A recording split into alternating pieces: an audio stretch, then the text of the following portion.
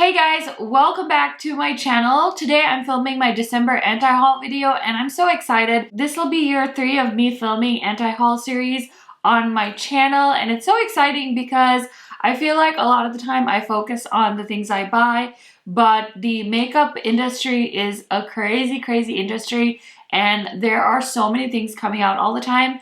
I mean, I only follow a few new makeup release accounts and I feel like I can't keep up, so I can't even imagine somebody that has other things going on other than being involved in makeup all the time, trying to keep up with it. Anyway, the reason I keep doing these videos is to really just create some balance in my life. It really helps me to go through the things that launched in the month prior and kind of talk about why I decided to pass on those things.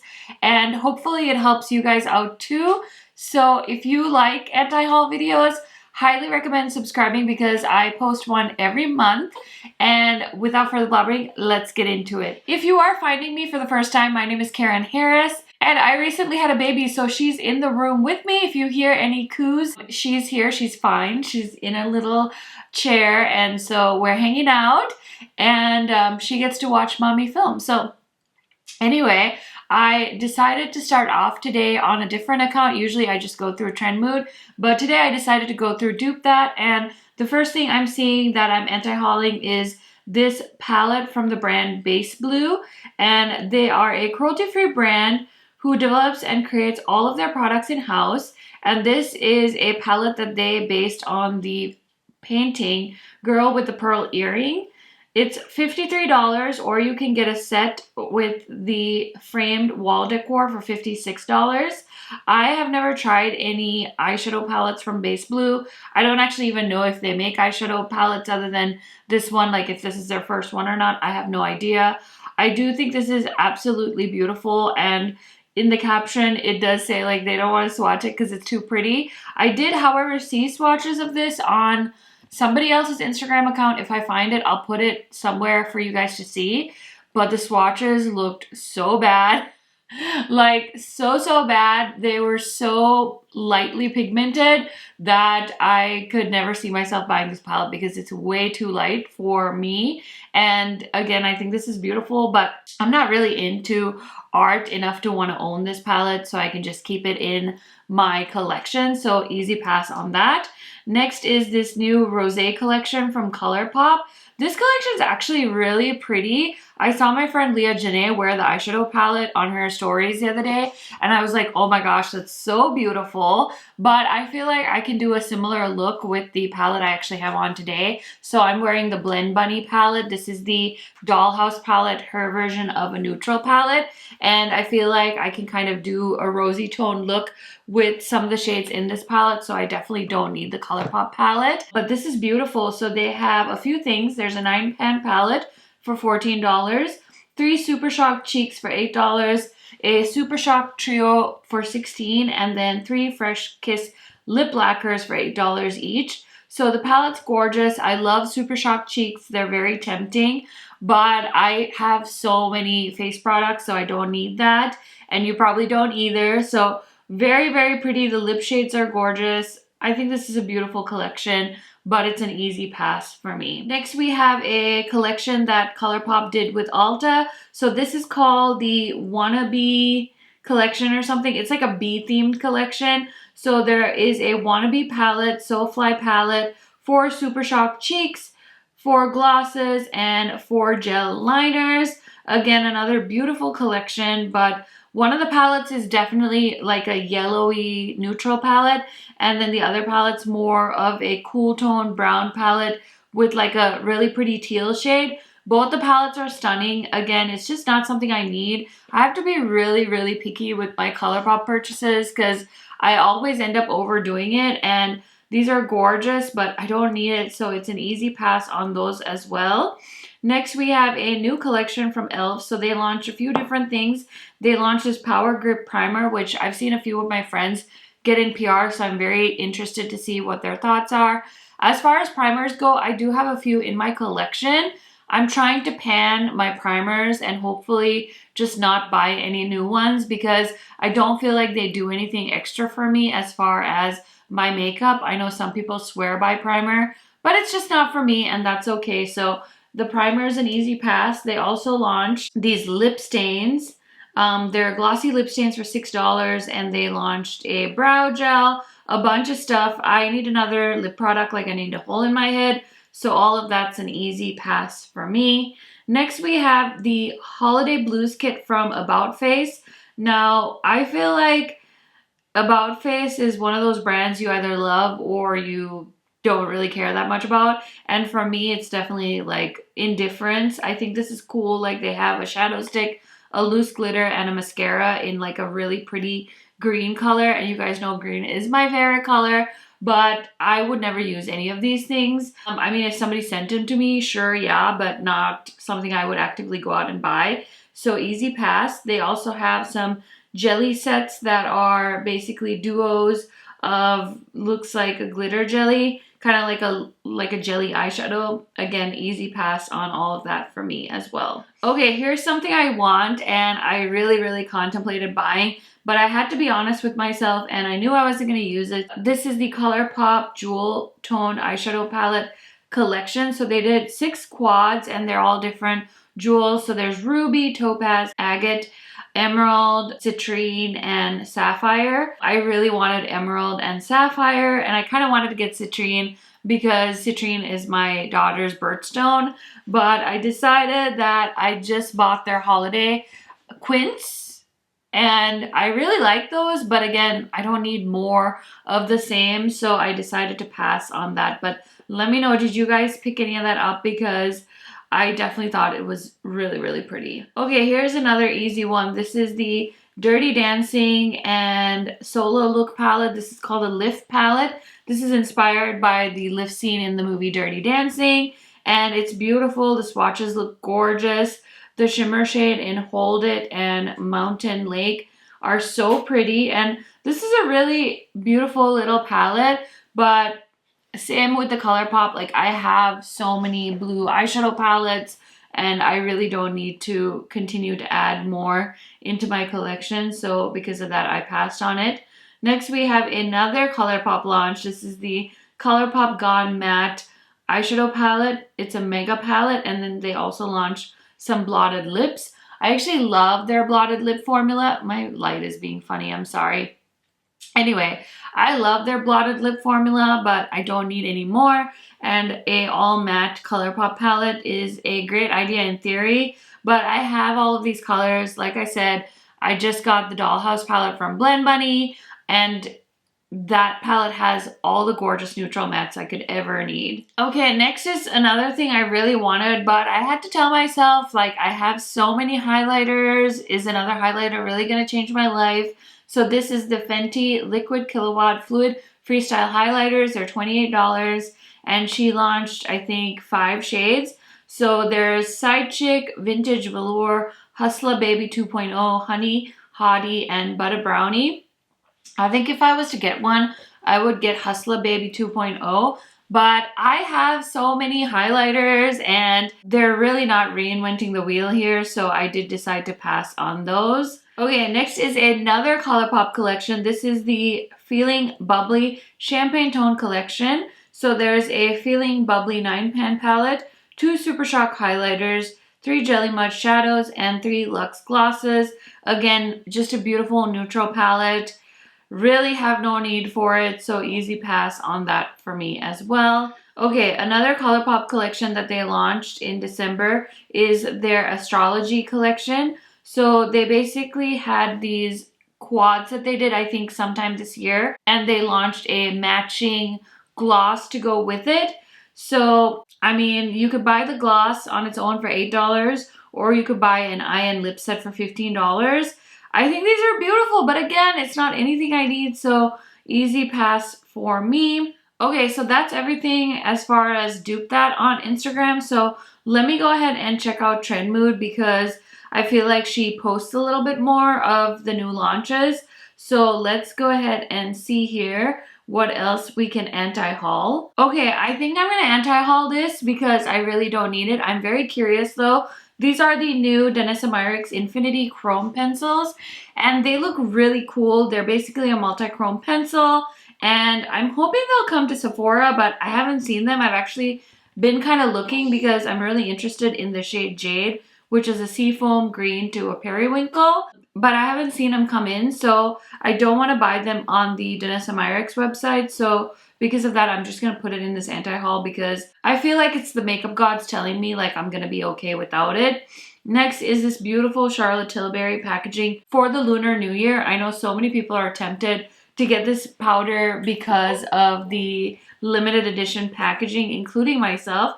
I did just buy the new Charlotte Tilbury foundation that launched, and usually Sephora is super duper quick, but they have been so slow. So I'm really excited for the foundation, and I definitely want to do a review as soon as I get that. But as far as this really pretty packaging, I'm not going to do it. But if you've never tried the powder, maybe it would be the perfect time to splurge and get that limited edition packaging. Next is this Dior collection. It's their houndstooth packaging. I was actually watching Charlotte Holcroft do her new makeup releases video, and she actually had mentioned that all of these were re-promotes in the houndstooth packaging. Now, I like luxury things, but I definitely prefer luxury bags over luxury makeup. I have a few luxury pieces, but nothing crazy, and Dior has never been one of those brands that's like really drawn me in makeup-wise, so it's been really easy for me to pass on. But I do think this is pretty, but they are re-promotes, so I think Charlotte Holcroft had a really good point. She was like, if you're a Dior fan, wouldn't you already have all this Dior makeup in your collection? So then what are you buying it for? And I thought that was a really good point. So I didn't want this anyway, but I just thought I'd mention that because I thought she made a really good point. So easy pass for me. Next is this new Milani Flora collection. I've been really trying to slow down on buying drugstore makeup. I really like Milani as a brand, and I usually don't have any issues with the makeup I get from them, but drugstore in general is not really like my favorite. I do like affordable makeup, so like I really enjoy shopping with ColourPop, and I love picking up like drugstore mascaras here and there, but I feel like indie eyeshadow palettes is like my sweet spot, so none of this really appeals to me. I do like those Milani matte lipsticks. They look beautiful. I actually saw the neutral collection they did in my Walmart like a few months back, and I thought they were beautiful. So I'm assuming these pink ones are gorgeous too. This collection to me screams spring, and I can tell you right now, it's negative 25 degrees here in Fargo today. Spring is not even a thought. Like, it's not even on my radar right now. I just want to survive winter, so it's an easy pass, but I think if you're into drugstore makeup, or if that's kind of like your price point as far as your makeup budget goes, that collection looks really promising. Okay, this is so weird, but BH launched this like Doja Cat collection, like a round 2 type thing. I personally speculate that this like was leftovers from the first collection that never made it in time, so they launched it like after. Because there's really no explanation, and these products are so random. So they launched a liquid eyeshadow, they launched Dewdrops, they launched Star Milk, whatever the heck that is. They launched Voyager, which is a travel case, and then Waterfall, which is a body oil. So yeah, I don't know. I mean, like, BH is not known for skincare, so none of that makes sense. And then like the metallic finish liquid eyeshadows look beautiful, but it's so random. So easy pass on that. Next is this Taste Beauty launch that has the Flaming Hot Cheeto Scrub, the Pez flavored lip balm, and the Nerd Rainbow flavored lip balms. So I actually posted a video where I roasted IP collabs from 2021, and I didn't really know much about Taste Beauty, but I realized when I was doing my research that they actually were the brand that did the Blockbuster palette. And they weirdly do all this like nostalgia themed makeup. So if you have a second, definitely check out their website because it's interesting to say the least. So I guess this is kind of what they're known for. I was recently watching Teresa is Dead do her new makeup releases video, and she mentioned that she had shopped from Taste Beauty and that she thought their makeup was garbage. And I trust Teresa's reviews, so I feel no desire to buy anything from that brand. Okay, the next thing I'm anti-hauling is actually one of the few things in this world where I would actually probably be able to justify this price point if I was in this like tax bracket, but I'm not. But I don't think it's a bad thing. Like, I think this is beautiful. So these are the Sonia G brushes that she launched. They are like these Yakusugi brushes. And I remember, because my husband is really into like Japanese things. He's into he has like really strange hobbies. Like, he's really into like sharpening knives, and he collects ink pens and different inks, and like just random hobbies. So I feel like he's one of the type of people that would appreciate something like this. So I was telling him about this Yakusugi brush set, and I was reading him the description of how they're made from harvested 1,000-year-old Japanese cedar trees found on this very particular island. And I was like, so how much do you think these brushes are? And I will say he actually did a really good job of guessing. So the brushes for 2 brushes is $245, and then this brush holder is $550.